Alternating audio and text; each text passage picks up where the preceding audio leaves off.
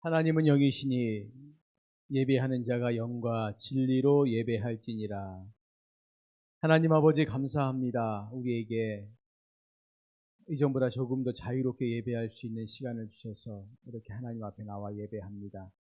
주의 성령께서 함께 하시고 우리 가운데 은혜를 주셔서 우리가 예배하며 또 주의 말씀 같이 듣고 그 말씀 우리가 마음에 새길 때에 하나님의 살아계신 또 은혜 주심 인도하심을 체험하는 복되고 귀한 시간 되게 하여 주시옵소서. 예배 시종을 주님께 온전히 의탁드리오며 살아계신 예수님의 이름으로 기도드리옵나이다. 아멘. 찬송가 542장 부르시겠습니다.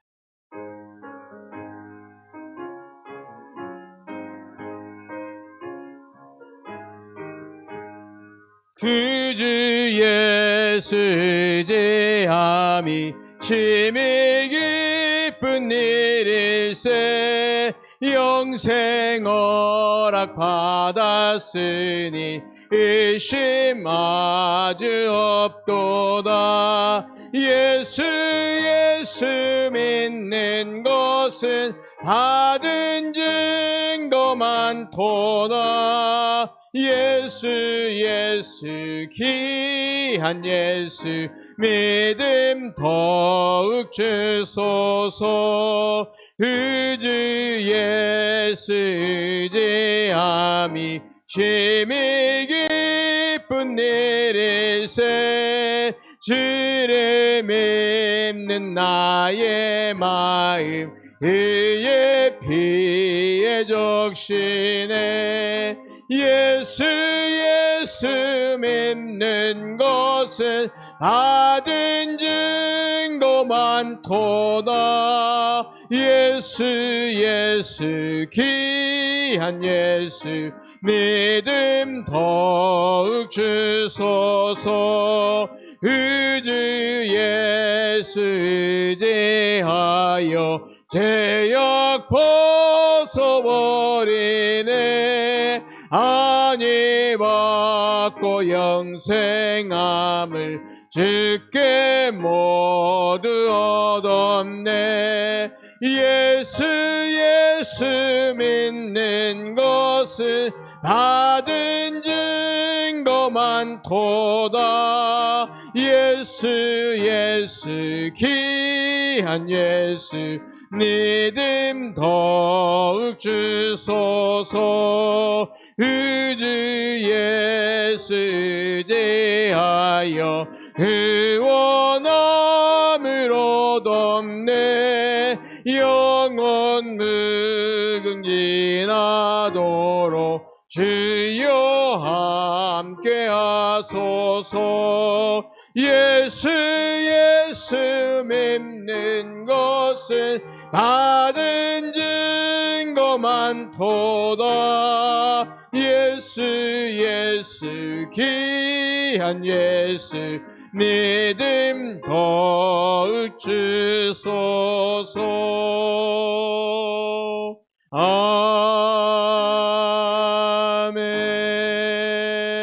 아멘. 546장 한 번 더 보시겠습니다.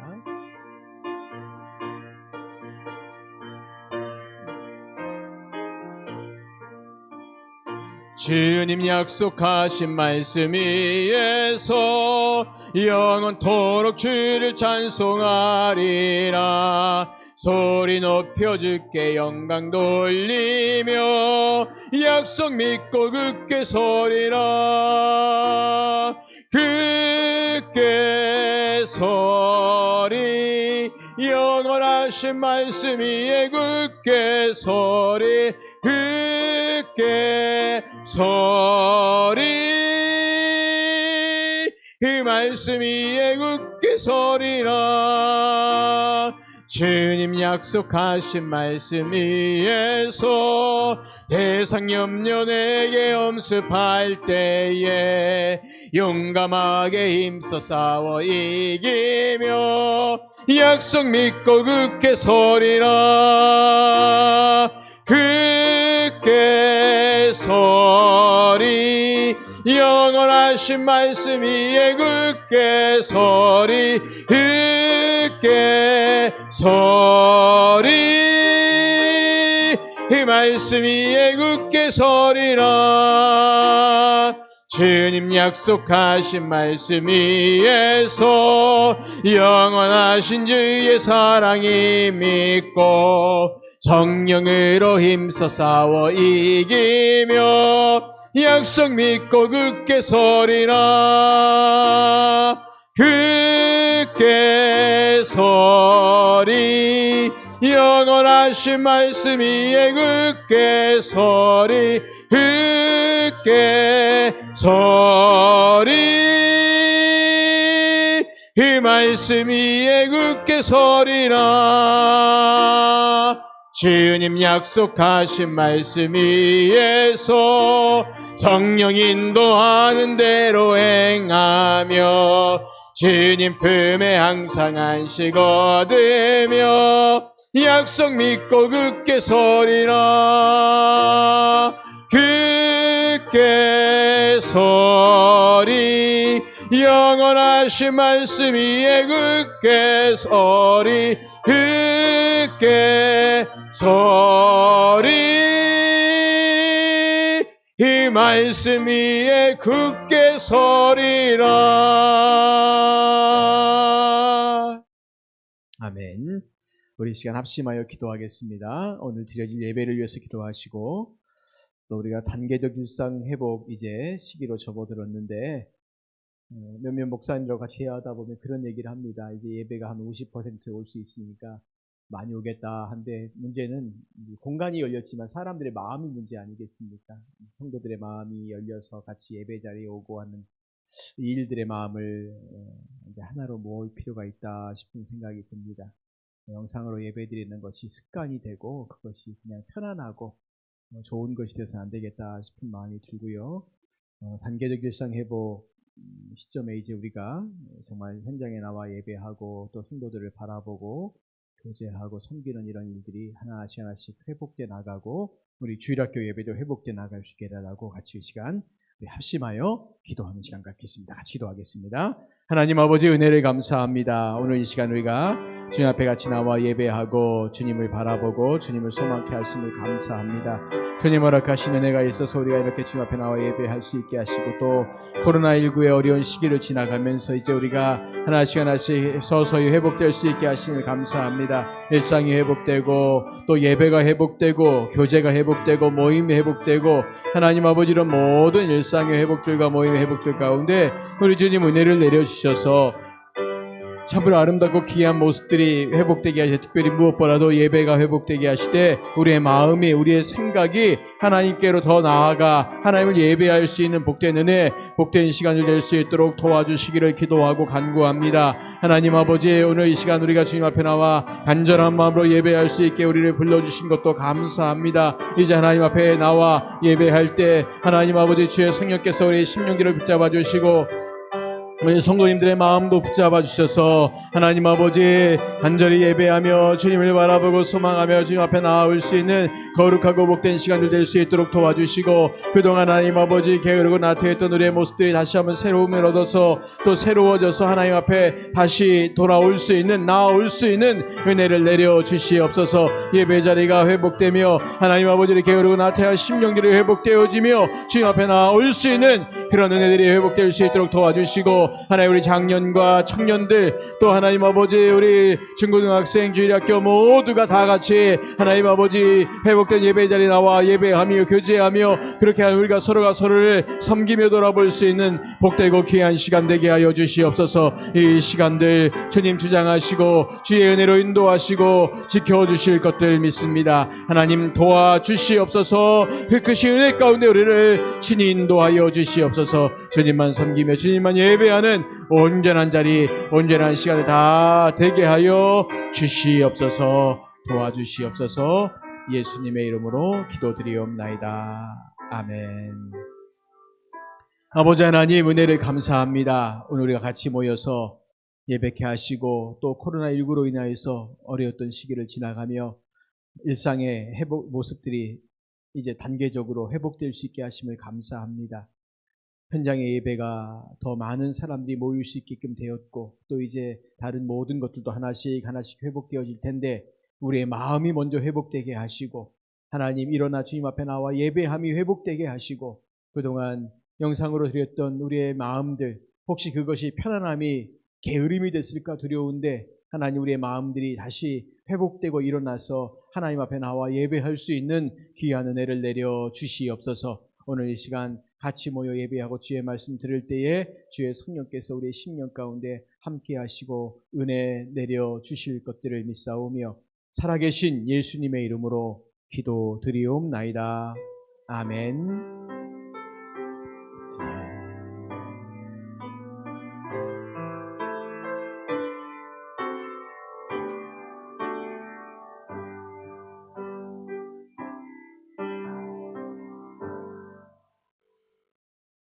하나님 말씀 보시겠습니다. 하나님 말씀 디모데후서 1장 12절 한 절 말씀만 우리 같이 읽습니다. 자, 앞에 화면 보시고 같이 읽겠습니다. 1장 12절 말씀 읽겠습니다. 시작. 이로 말미암아 내가 또 이 고난을 받되 부끄러워하지 아니함은 내가 믿는 자를 내가 알고 또한 내가 의탁한 것을 그날까지 그가 능히 지키실 줄을 확신함이라. 아멘. 이제 예배로는 오늘 수요일부터 우리가 50%까지 자유롭게 참여할 수 있는 그런 시간들이 되었습니다. 다음 주 주일 예배는 이렇게 쭉 앉은 자리 붙여보니까 한 80명, 90명까지 이렇게 우리가 한 자리 떼어서 이렇게 붙여놓으면 그렇게 될 수 있을 것 같더라고요. 그러니까 1부 예배건 2부 예배건 이제 편안하게 오시고 주일학교 예배가 중고등부는 아마 둘째 주부터 그다음에 유치부나 초등부 같은 경우는 셋째 주부터 시작을 하려고 합니다. 그럼 아이들 데리고 와서 예배함도 조금 더 자유스럽지 않을까 싶은 생각이 드는데 제일 걱정되는 건 우리 목사들끼리 만나서 대화하다 보면 그래요. 야, 이 마음이 사람들의 마음이 집에 앉아있는 게 편한갑다. 활짝 열려서 50%라 그러는데 과연 50%가 채워질까? 큰 교회들도 50%가 채워질까?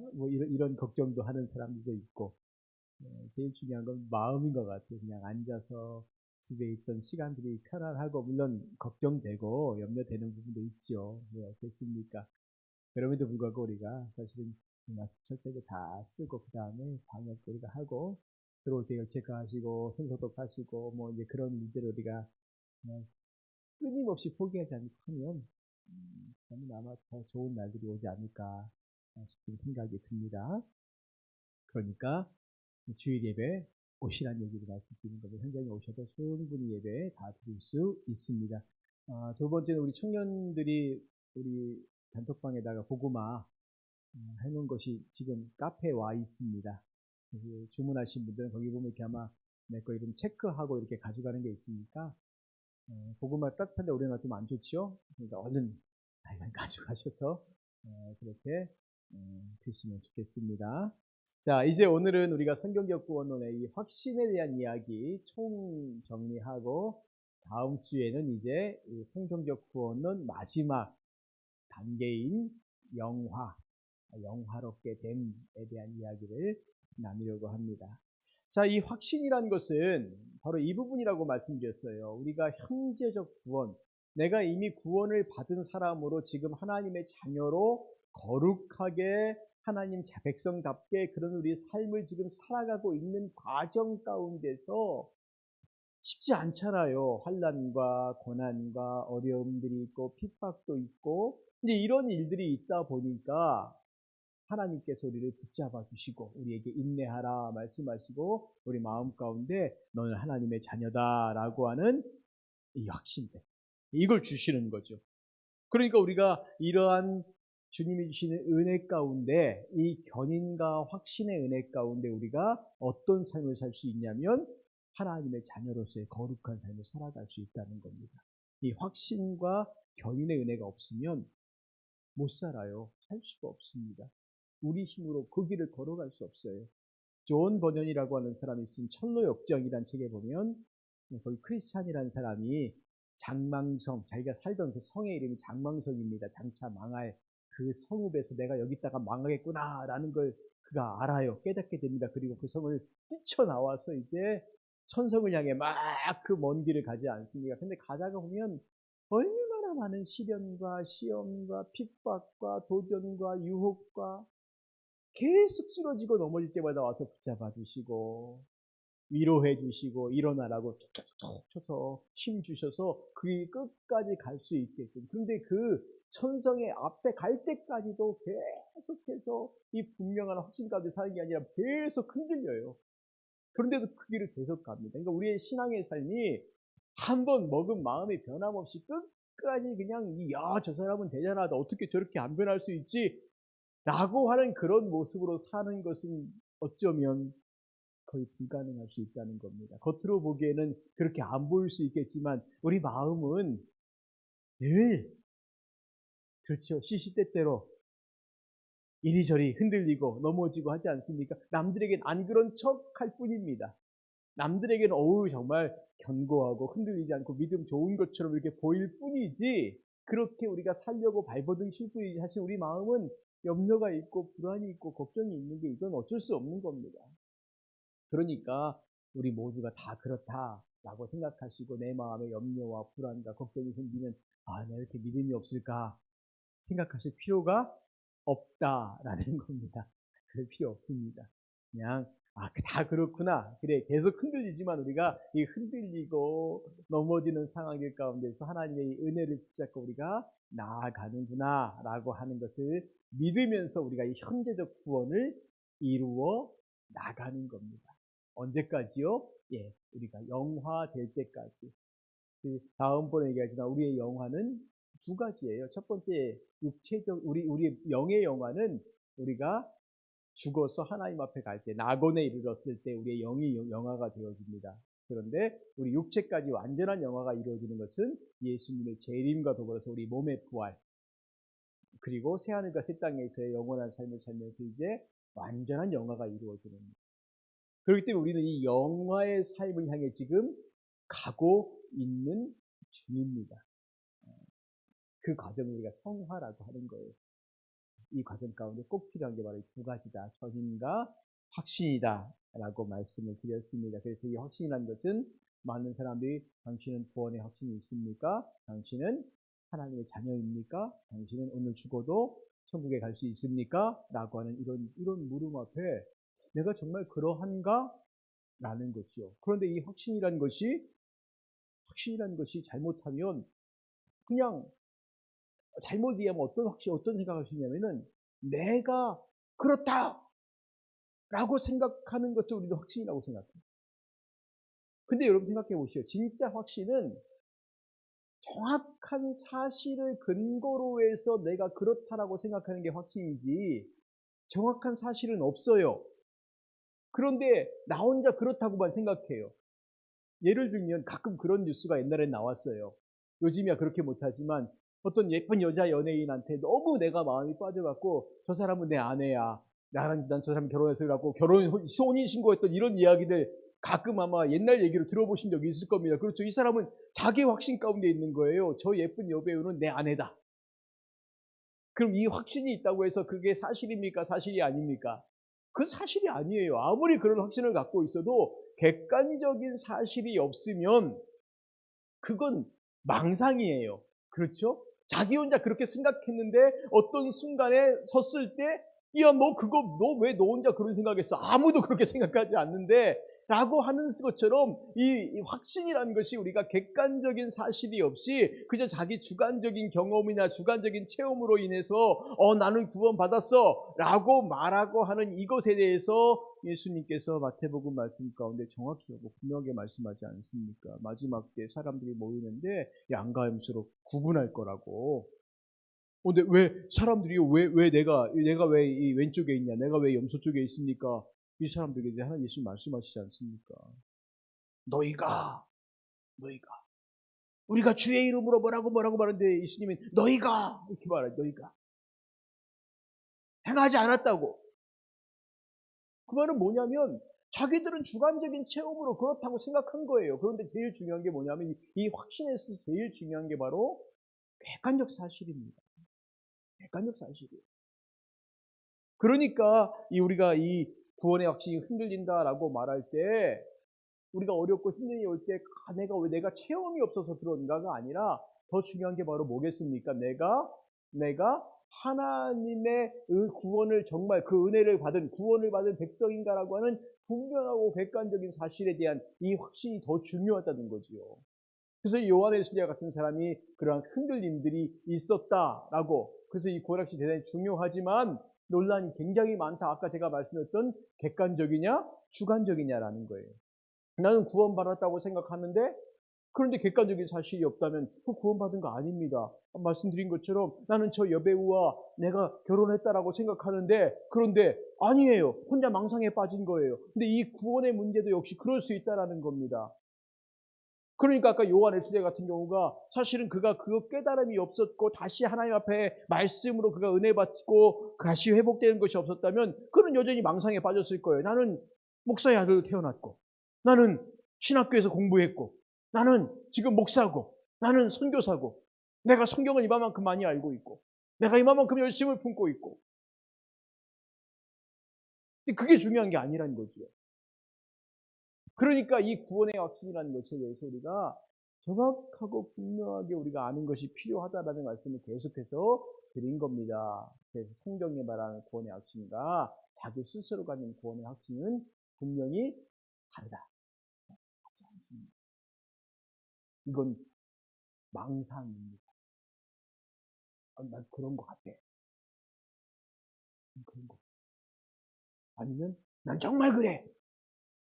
그러니까 우리가 이 자기 스스로 갖는 구원의 확신이 난 그런 것 같아 라고 희미하게 갖는 사람도 있고 아니면 난 정말 그래 라고 하는 사람도 있지만 자, 이 사람이 정말 구원을 받았는지 하나님의 자녀인지 무엇을 통해 알 수 있을까요? 무엇을 통해 알 수 있을까요? 예수님이 답을 주셨습니다. 나무는 무엇으로 알 수 있습니까? 열매로 아는 겁니다. 열매로 아는 거예요. 정말 구원을 받았는지 아니면 자기 혼자 그렇게 생각하고 있는지는 그의 삶의 열매를 통해 알 수 있어요. 그 열매가 어떤 열매일까요? 성령의 열매입니다. 성령의 열매입니다. 아무리 그가 목사고 할아버지도 목사고 아버지도 목사고 나도 목사고 뭐 3대고 4대고 5대고 간에 이건 중요하지 않아요. 1000명이 모이는 교회, 뭐 10,000명이 모이는 교회에서 목회하든 아니면 수만 명이 모이는 교회에서 목회하든 이건 중요하지 않아요. 그 삶 가운데 하나님께서 보시기에 합당한 성령의 열매가 있느냐 없느냐가 가장 중요해요. 그게 없으면 구원받지 못한 겁니다. 자기는 그렇게 생각한 거예요. 자기는 그렇게 생각한 겁니다. 유럽이라고 하는 동네가 신학이 굉장히 발전됐습니다. 신학이 학문으로서. 근데 이 학문으로서 어떤 영역에 들어가서 발전해버렸냐면 철학이라는 학문 속에 들어가서 발전했어요. 그래서 유럽에 있는 신학자들은 거의 스스로를 어떻게 생각하냐면 자기는 철학자라고 생각을 해요. 철학자라고. 유럽에 지금도 유럽에 유학을 많이 안 가지만 예전에는 우리나라 목사님들 가운데 교수님들 가운데 유럽에서 그 유학 가서 공부하는 분들이 참 많았습니다. 근데 그분들의 공부는 굉장히 깊어요. 근데 문제는 뭐냐면 이것이 그냥 학문입니다. 그런데 그 기독교가 그 신학이요 미국으로 쭉 넘어가서 어떻게 됐냐면 돈벌이 수단이 됐어요. 미국에 있는 사람들이 워낙 실용주의적인 사람들 아닙니까? 이렇게 보니까 야 이거 갖고 돈을 벌 수 있겠다. 돈벌이가 가능하겠다라고 생각해서 미국에서 신학은 돈벌이 수단이 돼버려요. 그래서 미국에서 신학교가 많이 세워진 것 중에 하나가 바로 야 이렇게 하면은 뭔가 되겠다 싶은 그 실용주의적 사고 방식 때문에 그들이 신학교를 많이 세우고 학생들을 모집하고 나는 안 그래라고 생각해 보시오. 학교가 세워지고 학생들이 모이면 당연히 돈이 오는 거예요. 그리고 교회가 세워져 가고. 변질되는 거 지금 말씀드리는 겁니다. 근데 그것이 한국으로 넘어와서는 재벌이 됐습니다. 재벌이 교회가. 이 신학이라는 것이. 더 변질됐어요. 한국 교회가 장점도 많지만 가장 큰 단점이 교회를 변질시키는데 정말 열심을 냈던 사람들이. 그러니까 우리가 구원 받았냐 안 받았냐 이것을 겉모습 갖고 판단할 수 없고 내 스스로도 겉모습 갖고 판단하지 말라는 거예요. 성령의 열매가 있느냐 없느냐라는 겁니다. 제가 요즘 계속해서 말씀드리는 게 우리가 구원받은 성도라 아니다 라고 하는 것에서 가장 분명한 표준 가운데 하나가 뭐라고 말씀드리냐면 회개라고 말씀드렸어요. 죄를 지을 수 있어요. 잘못할 수 있어요. 근데 그것을 남의 죄를 보고도 그냥 덮어버려요. 그냥 은혜롭게 덮읍시다 이렇게. 아니면 내 죄를 보고도 그냥 모른 척하고 덮어버려요. 그럼 저는 단언코 이렇게 말하겠습니다. 구원받지 못한 사람. 다른 사람의 죄도 은혜롭게 덮어버리거나 내 죄도 그냥 덮어버리거나 모른 척하거나 회개가 없는 삶은 구원받지 못한 사람입니다. 성령의 열매가 없으면 왜? 생각해 보십시오. 하나님께서 가장 싫어하시는 게 죄지 않습니까? 우리 안에 죄가 있으면 성령께서 거하시겠습니까? 안 거하시죠. 거하시지 않은 성령이 거하시지 않는데 어떻게 그가 구원받은 백성입니까? 그러니 우리 속에 있는 죄를 계속해서 하나님 앞에 토하고 다시 자복하고 다시 그 죄를 짓지 않으려고 죄와 더불어 싸우고 발버둥치는 삶을 살고 우리가 이 삶을 계속해서 살아야죠. 물론 연약해서 넘어질 수 있습니다. 죄 지을 수 있어요. 잘못할 수도 있어요. 그러나 깨닫게 되면 회개하는 겁니다. 속죄제의 가장 큰 특징이 뭐냐면 죄를 지은 사람이 속죄제를 드리는 게 아니라 죄를 지은 것이 깨달아지거든. 알게 되거든. 그럼 속죄제를 드리는 거예요. 그 알게 된다는 것이 신비적으로 하나님께서 기억나게 해주시든가 아니면 환경을 통해 알게 해주든가 다른 사람의 입을 통해 알게 해주든가 어쨌든 내가 죄를 지었구나 라는 것을 내가 깨닫게 되어지면 속죄제를 드리는 거예요. 회개하라는 거예요. 깨닫고 회개하라는 겁니다. 근데 못 깨달으면 회개 못하는 거죠. 그러니까 옆에 있는 사람의 책임이 있는 거죠. 깨닫게 해줘야죠. 저 사람이 평생을 이렇게 살았는데 죄를 지어서 죄 가운데 죽어가고 있는데 누가 봤어요. 그런데 모른 척하고 있어요. 그럼 그 책임이 누구에게 있습니까? 모른 척한 사람한테 있어요. 근데 내가 알려줬어요. 그런데 그가 회개하지 않고 있어요. 그럼 그건 그 사람 책임인 겁니다. 그러니까 우리가 죄의 문제에 대해서는 내 스스로도 문제가 있지만 다른 사람이 볼 때 저 사람 죄 지어서 잘못해서 덮지 마시라는 거예요. 왜? 우리가 서로 같이 회개해야 되니까. 우리가 서로 회개하고 같이 회개하고 성령께서 거하시는 거룩한 전이 돼야 되지 않습니까? 그렇게 우리가 그래서 서로의 죄에 대해서 같이 예민하고 못 깨달으면 내가 깨달으면 내가 알면 내가 잘못했구나 내가 죄를 지었구나 그러면 뭐 괜찮겠죠. 그런데 그걸 모를 때는 옆에 사람이 알게 해줘야죠. 물론 듣기 싫을 수 있습니다. 어떻게 들어야죠. 우리 누가 뭐라고 하는 소리 되게 듣기 싫어하잖아요. 근데 어떻게 들어야죠. 안 들으면 죽는데. 집사람이 뭐라고 말하면 별로 듣기 싫어합니다.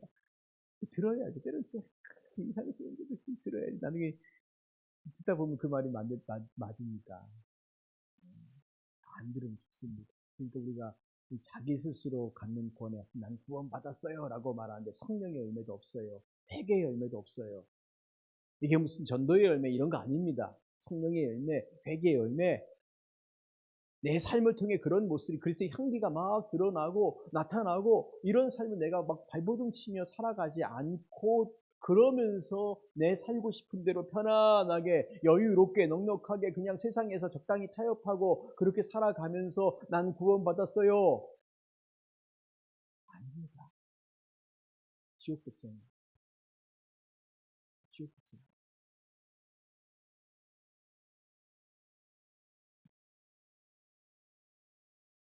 사람들이 잘못했을 때 깨닫게 해주면 싫어할 것 같죠? 아닙니다. 어떤 목사님이 이건 뭐 전혀 모르시는 분 얘기니까 그냥 예화로 어떤 목사님이 그런 얘기를 하는데 이분이 자기 교회 한 50명 뭐 이런 교회인데 자기 교회에 한 의사 부부가 등록을 했다는 거예요. 이 목사님 입장에서는 천군만마를 얻은 듯한 느낌이었을 거 아니겠습니까? 헌금도 열심히 하겠고 그러니까 얼마나 마음이 뿌듯하고 좋겠습니까? 그런데 이 의사가 어떤 문제가 있는 사람이냐면 자기 본처가 있는데 이혼도 하지 않고 병원에 간호사하고 눈이 맞아갖고 새롭게 살림을 차려갖고 여기 이렇게 부부처럼 살고 있는 거예요. 부부처럼 살고 있는 겁니다. 그리고 이제 와서 한 2, 3년 정도 지난 다음에 이 목사님한테 자기를 얘기했대요. 자기가 내가 이런 사람이다. 자, 이럴 때 목사는 어떻게 반응해야 될까요? 어떻게 반응해야 될까요? 와, 난감하죠. 이거 내가 뭐라 그러면 이 사람 우리 교회 떠나면 어떡하지? 그런 생각도 들 수도 있겠고. 그래서 이 목사님은 그랬답니다. 이 목사님은 사람이 그럴 수도 있죠, 뭐. 그럼 그 성도가, 그 교인이, 그럴 수 있죠. 라는 말을 듣고 거기서 위로를 받았을까요? 조금씩 마음이 불편해지더라는 거예요. 이 목사님은 내가 잘못했는데도 자기가 잘못한 걸 왜 모르겠어요. 자기 본처가 있고 간호사랑 눈이 맞아갖고 지금 살림 차려서 그렇게 살고 있는데 여기 마치 아내처럼 이 목사님은 나의 영혼을 보는 게 아니라 내 11조를 보는구나 라는 생각이 점점 들더라는 거예요. 그래서 결국 교회를 떠났대요. 결국은. 이게 한국교회 현실입니다. 이게 한국교회 현실이에요. 이게 목사도 참 부끄럽고 현실이고 오늘 성도들도 참 교인들도 부끄러운 현실이에요. 그러니까 오늘 우리가 이런 현실 속에 살고 있어요. 가끔 우리 노예 목사님들을 만나면 이제 이혼에 관한 이야기 많이 합니다. 그래서 뭐 우리 교단은 아니지만 성결교 같은 경우는 목사가 이혼을 하잖아요. 이혼할 수 있지 않습니까? 그러면 목사를 면직시켜버립니다. 너 이제 목사 그만해라. 교단 자체에서. 근데 우리 장로교는요. 그런 면직당한 사람들이 우리 장로교에 들어와서 목사를 합니다. 물론 이제 신학 과정을 다시 거치죠. 그래서 우리 노예가 요즘 몇몇 분들이 같이 막 고민하는 게 이 문제를 우리가 어떻게 할 거냐. 워낙 사회가 이혼이 많다 보니까 이혼에 대한 이야기 할 때 교인들 가운데 분명히 몇 명은 상처를 받아요. 근데 그 잘못됐다라고 말해야 되지 않습니까? 잘못됐다라고 말해야 돼요. 여러분 성경에서 이혼은 하라 그럴까요? 하지 말라 그럴까요? 하지 말라 그래요. 왜? 하나님이 짝지어 주신 것을 사람이 나눌 수 없다. 이게 대전제예요. 그래놓고 이제 모세가 음행의 연고로 뭐 이혼증서를 써주라 뭐라고 말하지만 이거는 사실은 정말 특별한 예일 거고 대전제 확정된 거 딱 하나밖에 없어요. 하나님이 짝지어 주신 것을 사람이 나누지 못한다. 우리 제가 아는 목사님이 조금 약간 좀 이게 세게 농담을 세게 하시는 분이 있는데 그분이 그래요. 자기네 교인들이 와서 그 부부 사이 상담을 하고 막 이제 별로 안 좋고 내가 이 사람하고 이혼할까 말까봐 고민한다고 막 이제 그런 식의 친하니까 막 이제 농담적으로 막 그렇게 말하면 그 목사님은 더 심하게 말한대요. 차라리 청산가리 먹여 죽이세요. 살인죄가 차라리 낫다는 거예요. 이혼보다는. 왜? 하나님은 이혼을 금했지 살인에 대해서는 혹시 사람이 실수로 살인하면 도망갈 공간이라고 있지만 이혼은 실수가 없다. 왜 받지 않습니까? 사람이 실수로 살인하면 어디로 갑니까? 도피성 갈 수 있잖아요. 그렇지요. 물론 고의로 살인하면 돌려쳐 주셔야죠. 근데 이혼은 도망갈 공간이 없어요. 이혼은 실수로 하는 것도 없어요. 이혼은 다 고의로 하는 겁니다. 다 알고 하는 거예요. 하지 마시라는 겁니다. 그러니까 제가 왜 이 말씀을 이렇게 드리냐면 우리가 살아가면서 하나님 앞에서 내가 구원을 갖고 살아간다. 내가 믿음을 가지고 있다. 내가 하나님의 자녀다라고 말하면서 얼마나 우리가 이 열매를 맺지 못하고 그냥 스스로 세상 속에서 살면서도 자기는 구원받았대요. 그럼 도대체 그가 받았다고 하는 구원의 의미가 뭐냐라는 거죠. 그가 갖고 있는 구원의 확신의 의미가 뭐냐라는 거예요. 나는 도대체 너는 도대체 네가 받았다는 구원의 확신의 의미가 뭐야? 뭐야 도대체? 그럼 그게 뭘까요? 그냥 세상에서 적당히 편안하게 살면서 그냥 내가 교회 가서 예배드리면서 내 마음 편하고 마치 절에 가서 이렇게 그냥 뭐 그 좋은 공기 가운데 불공 한번 드리면 속이 시원하고 편안하다는 것처럼 우리의 신앙생활이 만약에 그냥 우리의 마음의 편안함만을 위한 거라면 교회 오지 마세요. 그냥 절에 가십시오. 괜찮습니다. 왜 교회에 와서 마음의 편안함을 누립니까? 교회는 마음이 편안하면 안 돼요. 불편해야 돼요. 왜? 내 삶에 대해서 계속 하나님이 지적하시고 말씀하실 때마다 고통스러워야 돼요. 확신이라는 것은 야 내가 이제 즐겁고 편안하게 일 가자가 아니라 하나님 말씀 붙잡고 살아가면서 계속 씨름하는 거예요. 계속 씨름하는 거예요. 우리가 언제 마음이 편안해지면요, 세상과 적당히 타협해진 마음이 제일 편안합니다. 신앙생활하면서 세상과 적당히 타협하면 마음이 제일 편해요. 그것보다 편한 건 없어요. 내 몸에 때가 묻어갖고 흙탕물이 묻어갖고 그냥 막 흙탕물 속을 지나다니면 편안하잖아요. 그런데 그 흙탕물 안 묻기 위해서 내가 새 옷 입고 그 길을 걸어간다면 얼마나 불편하겠습니까? 그냥 물 웅덩이가 여기저기 있는데 그 물 웅덩이 안 빠지려고 요리 뛰고 하잖아요. 그런데 한번 젖어봐요. 그때부터 편해요. 그냥 쑥 가면 됩니다. 세상과 타협하면 아주 편하다니까. 그래놓고 자기 구원 받았대요. 아닙니다. 죽지 마십시오. 그래서 구원의 확신에 대해서 잘못된 견해도 있었다라고 말씀을 드렸고, 로마 가톨릭 경우 행함으로 이렇게 얘기하는 부분이 있었습니다. 그 다음에 종교개혁 당시에도 극단적으로 주장하는 사람도 있었고, 구원파 같은 경우도 이런 구원에 대해서 잘못 주장하는 이런 사람들 있었습니다. 다른 견해는 어떤 견해를 가져야 됩니까? 예, 성경적 거짓된 확신 주의하는 게 축복입니다. 아까 계속 제가 말씀드렸죠. 그 삶에 열매도 없는데 확신만 갖고 있어요. 증거가 있어야지. 증거가 뭐겠습니까? 객관적 증거, 주관적 증거, 이 두 개가 다 있어야 되지 않습니까? 근데 하나밖에 없더라, 아예 없거나, 그런데 자기 혼자 믿어요. 이건 잘못된 겁니다. 자기 확신이죠. 딴데 확신 가져야 돼요. 성경적 확신입니다.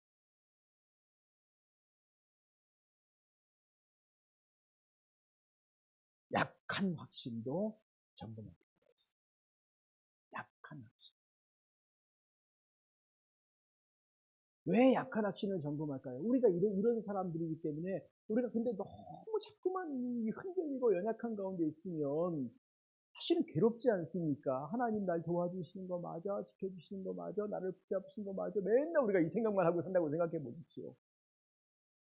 그럼 힘들지요. 그러니까 우리가 말씀 가운데 나의 환경과 상황이 이러하다 할지라도, 그러할지라도 약속하신 하나님을 믿고 그 하나님 바라보면서 하나님께 기도하고 부르짖고 우리의 삶을 믿음으로 살아가는 거죠.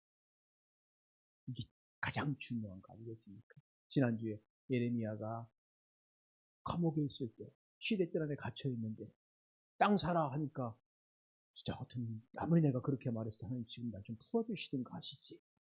그것도 아니고 나라는 망해가고 있고 나는 지금 감옥에 갇혀 있고 그 땅을 사래. 그 마음이 생기겠냐는 거예요. 안 생기죠. 그런데 예레미야가 하지 않습니다. 하나님 나에게 말씀하신 것이구나 라고 하고 자기의 삶이 다른 사람들에게 그 삶이 증거가 되기 위해서 그걸 해요. 과감하게 합니다. 그러니까 오늘 우리의 삶이 확신 가운데 믿음 가운데 산다라고 하는 것이 나를 위해서도 마찬가지 좋지만 나를 바라보고 있는 다른 사람들, 와 우리 아빠는, 우리 엄마는 와 저 믿음 가운데 저렇게 살고 있구나, 저렇게 어려운데 저렇게 살고 있구나. 그냥 평생을 힘들고 어렵게 살 수는 있죠. 그런데도 그냥 그렇게 기도하면서 살았던 모습들, 하나님 바라보고 소망하며 살았던 모습. 제가 가끔 저희 어머니 말씀을 드리지만 그 살아왔던 환경이, 저희 어머니 1940년생이시니까 살아계셨으면 지금 81살, 2살 되셨잖아요. 그렇죠? 근데 그 살아왔던 환경들이 다들 아시지만 되게 힘든 시간들 아니었습니까? 그 막 어렵고 힘들고 아무것도 가진 것 없이 결혼해서 서울로 올라와서 정말 가진 거 하나 없이 그렇게 자식들 키우며 살아가는 그 환경들이 가진 게 있어야지 편안하죠. 아무것도 없는데.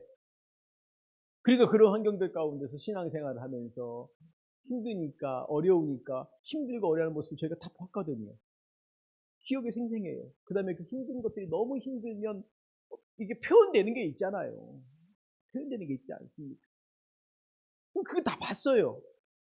근데 그런 것들보다 더 기억에 남는 게 뭐냐면 그래도 기도하셨고, 밤에 가서 기도하시고, 새벽에 기도하시고, 그냥 그렇게 하나님 바라보면서 살았던 그 모습들. 그것밖에 기억이 안 나는 거예요. 아, 저게 증거겠구나. 저게 증거겠구나. 그러니까 오늘 우리가 우리의 약한 확신 가운데 우리의 모습들, 그렇게 믿음 생활하면서 너무 매일 흔들리면 옆에 사람 보기 불안해요.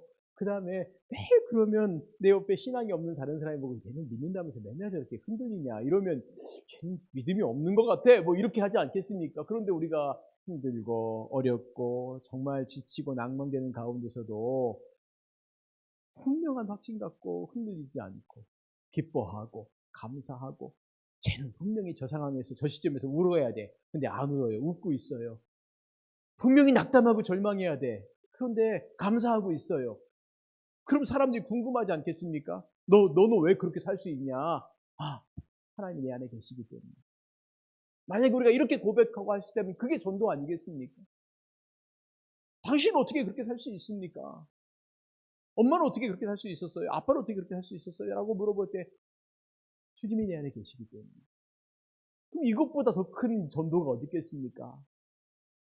그냥 막 구박하고 싶은데 그럼 그렇게 할 수가 없는 모습들인 거죠. 그래서 구원과 구원의 확신은 같지 않다는 거지요. 다릅니다. 같지 않아요. 그러나 구원의 확신이 가장 불행한 사람은 없는 사람이 아니에요. 거짓된 확신 갖고 있는 사람이에요. 왜 중요합니까?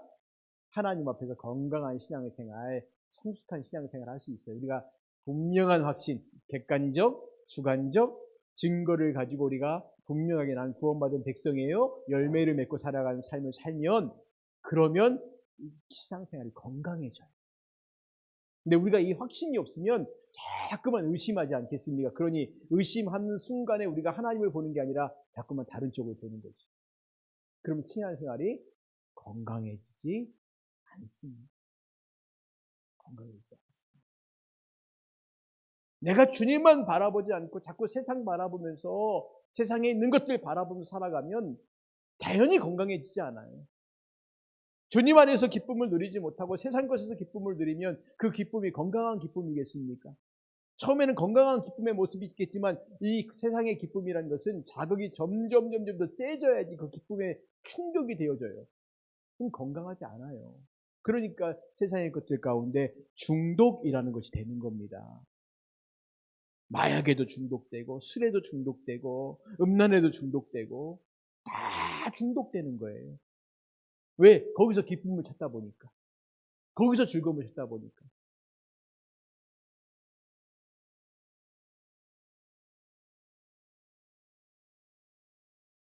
구원의 확신은 그리스도를 증언하는 삶의 기본입니다. 내가 그렇게 살아가면 사람들이 나를 보면서 아, 사람 살아계시고 알잖아요. 중요합니다. 구원의 확신이 성도의 삶인 세상 사람들에게 신선한 충격을 줄 겁니다.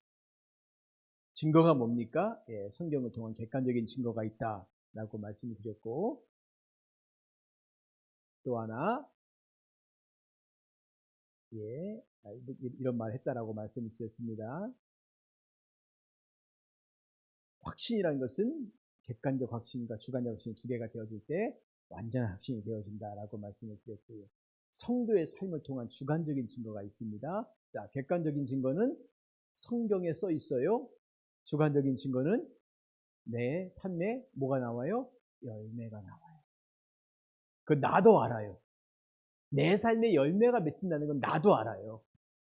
그 다음에 옆에 사람도 알아요. 저 사람의 삶이 정말 예수님 믿는 삶이구나 라는 걸 내가 안 되니까요.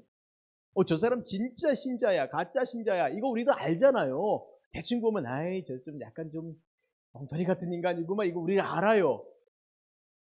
모르지 않습니다. 주관적인 삶의 증거가 있다고요. 외적 삶을 통한 성화와 선행을 통한 증거가 있어요. 우리가 그의 계명을 지키면 이로써 우리가 그를 아는 줄로 알 것이요 말씀하고 있죠. 그리스도를 믿습니까? 형제를 사랑합니까? 계명을 준수합니까? 뻔히 아는 거 아닙니까? 이런 증거가 우선이 없어요. 안 나타나요. 믿는다라고 고백은 해요. 근데 믿는다는 증거가 뭡니까? 사랑이에요, 사랑. 믿는다는 증거는 사랑입니다. 가장 큰 사랑이 뭘까요? 여러분, 가장 큰 사랑이 뭐겠습니까? 그가 하나님 앞에 갈 수 있게끔 도와주는 게 가장 큰 사랑이에요. 그렇지요. 그 하나님 믿고 하나님 자녀 되고 백성 되어서 마침내 천국 백성 되게 해주는 게, 그렇게 도와주는 게 진짜 사랑이죠. 그가 죄 가운데 있으면서 죄 가운데 죽어가는 거 내버려 두는 건 사랑 아닙니다. 그러니까 제가 아까 말씀드린 것처럼 죄가 있을 때 덮자. 이건 은혜도 아니고 사랑도 아니고 그냥 너 죽으라는 겁니다. 아, 의사가 내 몸에 병이 있는데 의사가 다 알아요. 덮자. 아이, 뭐 힘들게 치료해요. 그냥 편안하게 사세요. 치료하면 알 수 있는데 이게 사랑입니까? 아니잖아요. 그렇죠. 힘들고 고통스러운 시간이 지나도 이거 치료합시다. 이게 사랑인 거죠. 죄의 문제가 그렇다는 겁니다. 우리가 형제를 사랑한다는 것은 형제를 감싸주고 덮어주는 게 사랑이 아니에요. 진짜 사랑은 그 영혼이 하나님 앞에 갈 수 있게끔 도와주는 게 가장 큰 사랑입니다. 그런 이 땅에서 그의 죄를 지적해주고 회개하고 거룩한 성도의 삶을 살게끔 도와주는 것. 우리가 형제를 사랑함으로 사망에서 이제 생명으로 들어간 줄 알거니와 사랑하지 아니하는 자는 사망에 머물러 있다라는 거예요. 선지서 말씀 가운데 보면 이 말씀에 대해서 아까 제가 조금 말씀했지만 형제가 죄를 지었을 때 의인이 죄를 지었을 때 누가 그거 알 때 죄를 지적해 줘라. 네가 죄를 지적해 줬는데 그 사람이 회개하고 돌아오면 그 사람은 살 것이고 만약에 네가 죄를 알고도 모른 척하면 그 사람은 죄 가운데 죽었거니와 너도 책임 있다고 말씀하거든요. 사랑이 뭡니까? 죄에 대한. 오늘 한국교회가 거룩함에 대해서 회복해야 될 가장 중요한 포인트가 정직함입니다. 거짓말하지 않는 거짓말.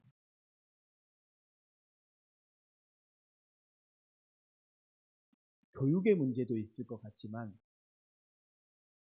우리나라 사람들은 누가 이렇게 뭐 말하면 일단 뭐부터 합니까? 의심부터 좀 하지 않습니까? 진짜예요? 뭐 이렇게 얘기하지 않습니까? 근데 이 미국에서 우리가 막 미국 욕을 많이 하지만 사실은 미국은 어려서 그런 교육을 시키는데 일반적으로 정직함에 대해 얘들은 말하면 그냥 믿는데요. 얘가 정직하게 말했을 거라고 알고 나도 그걸 믿고. 근데 우리는 뭐라고 말하면 일단 의심부터 하지 않습니까? 근데 우리의 문화 자체가 참 가슴 아픈 문화입니다. 이거 우리가 빨리 이거 회복해야 돼요. 거룩함에 대한 성도의 거룩함을 말할 때 교회 안에서 정직함. 우리가 이거 회복하지 않으면 죽습니다. 왜요? 사탄은 누구의 아비라고 말하죠? 거짓의 아비라고 말합니다. 그러니까 우리가 정직하지 않으면 계속해서 사탄의 자식으로 사는 거예요. 자식. 우리 안에 회복해야 될 것들이 정말 많다는 거예요. 우리가 하나님을 사랑하고 그의 계명들을 지킬 때 우리가 하나님의 사회를 사랑한 줄 아느니라. 하나님은 사랑하는 것은 이것이 우리가 그의 계명들을 지키는 것이라고 분명히 말씀하고 있어요. 그저 자신의 마음을 통한 증거가 있습니다. 진짜와 가짜에 대한 구별. 설교 듣고 회심했습니다 라고 말할 때 글쎄요 두고 봅시다 라고 말하는 이 말씀들이 진짜 회심했으면 뭐가 변할까요? 삶이 변할까요? 안 변하면 가짜입니다. 내가 은혜 받았어요. 그럼 뭐 어떻게 돼야 될까요? 변하는 거예요. 자, 우리 이렇게 삽시다. 그런데 그 말씀이 너무 은혜가 돼요. 그럼 그렇게 살아야죠. TV를 통해서 굉장히 힘들고 어려운 사람들을 봤어요. 이렇게 도와달라고 나와요.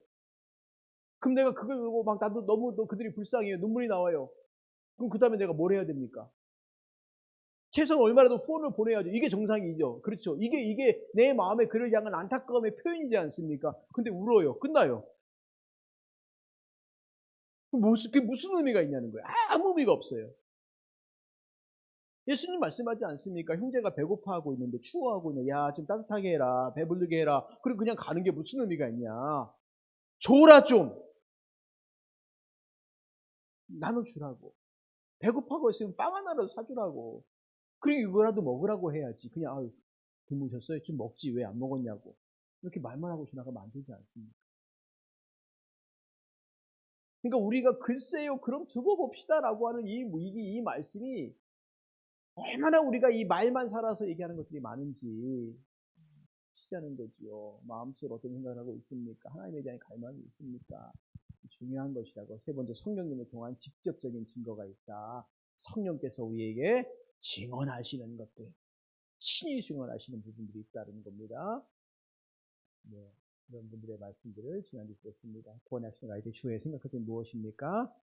믿음의 성숙과 시간이 필요합니다. 아무래도 그렇습니다. 확신하기까지는.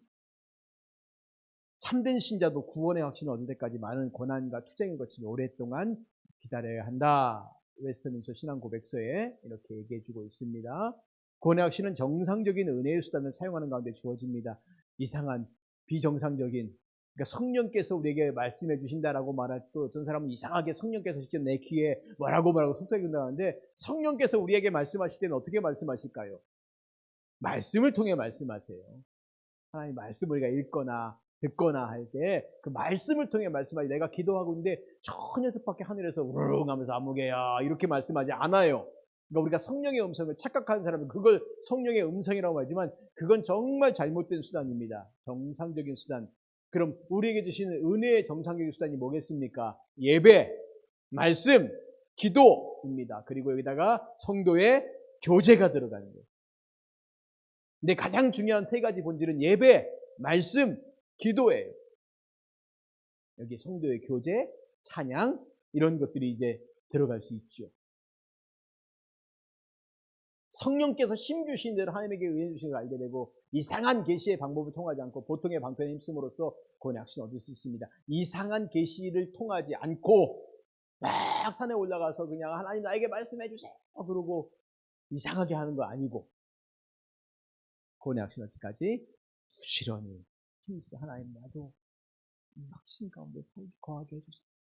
확신 가운데 거하게 해주세요. 왜? 이게 내가 살아가는 힘이거든요. 내가 하나님 내 안에 자꾸만 이렇게 연약한 믿음을 갖고 있습니다. 나를 좀 붙잡아 주세요. 내가 어떤 형편과 환경 가운데 있든지 나를 절대 놓지 않으시는 주님, 내가 확신하고 나도 주님 붙잡고 살게 해주세요. 기도가 필요합니다. 구원의 확신이 아니라 오늘날 교회 문제가 뭐겠습니까? 교회 안에 구원의 확신을 누리는 신자들이 점점 줄어들고 있다라는 것. 아까 말씀드린 것처럼 점점 거짓 확신자들이 많아져요. 진짜 확신자들보다 거짓 확신자들이 점점 많아져요. 그리고 말도 안 되는 것 갖고 구원을 받았다고 생각하면서 살아가는 모습 보면 전혀 구원받지 않은 사람인 겁니다. 왜 이런 일이 일어나게 되었습니까? 특정한 죄에 빠지기 때문에, 믿음을 간직하기를 게을리하기 때문에, 갑작스럽고 강력한 유혹도 받고요, 하나님이 그 얼굴빛을 거두시기 때문입니다. 그러면 이제 핵심입니다. 구원의 확신을 회복할 수 있습니까? 예, 가능합니다. 이 회복의 과정은 처음 구원의 확신을 얻는 과정과 동일합니다. 우리가 처음 하나님 말씀 앞에 다시 나아가고 다시 보통의 은혜를 통해 우리가 수단을 통해 얻는 것이니까 예배 자리에 나오고 말씀, 기도를 통해서 점점 우리가 그렇게 가까이 나아가는 거예요. 이거 외에 방법이 없습니다. 하나님 말씀을 다시 듣는 거예요. 계속 듣는 겁니다. 우리 앞에서 봤던 요한 웨슬레나 요나단 에드워즈나 이런 분들이 구원의 확신을 어떻게 받게 되었어요? 그들이 하나님의 말씀을 묵상하고 기도하는 과정 가운데 하나님께서 그에게 말씀을 주시지 않습니까? 은혜를 베푸시는 거예요. 다른 방법이 없어요. 우리가 예배의 자리에 나오지 않고 내가 이 믿음의 길을 걸어갈 수 있다. 내가 말씀 읽지 않고 내가 이 길을 걸어갈 수 있다. 내가 기도하지 않고 이 길을 걸어갈 수 있다. 없어요. 그러니까 코로나19 시기에 많은 사람이 믿음에서 떠나간 이유가 뭐겠습니까? 예배 자리에 나오지 않고 교회 말씀의 자리나 말씀과 기도의 자리에 나오지 않는 시간들이 많아져 버리니까. 현대사회가 점점 그러지 않습니까? 예배와 말씀과 기도보다는 그냥 세상에 사는 게 더 편하고 즐겁고 행복해요. 그러니까 글로 나아가는 겁니다. 자, 여기서도 예배라는 것이 우리가 이 형식적인 예배, 시간을 정해놓고 드리는 예배, 이것도 포함하지만 이 들은 말씀 우리의 일상의 삶 가운데서 삶의 예배로 살아가는 것, 모두가 다 중요해요. 근데 이런 과정들이 없으면 절대 우리는 구원의 확신을 가질 수 없습니다. 그래서 구원의 확신을 얻을 때까지 끊임없이 구하고 찾고 두드립니다.